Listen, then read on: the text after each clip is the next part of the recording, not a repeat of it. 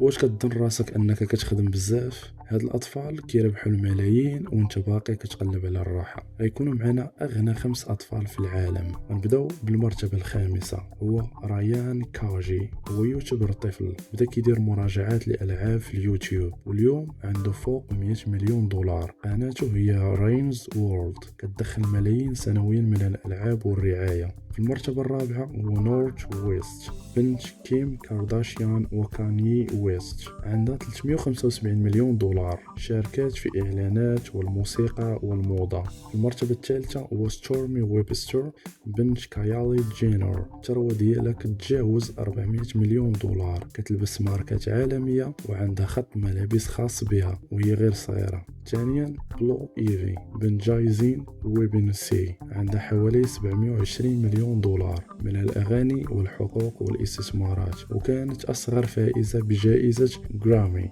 وفي المرتبة الأولى واللي هو أغنى طفل في العالم هو الأمير جورج، كاين في بريطانيا. وولد الأمير ويليام الثروة ديالو كتقدر ب3 مليار دولار. ثروة ملكية كتشمل الأراضي والميراث وعلامة الملكية. فلوس تقدر تجيك من الشهرة، من العائلة أو اليوتيوب، كل شيء ممكن في هذا العالم. شنو كنتي غادي تدير كون كنتي في بلاصتو؟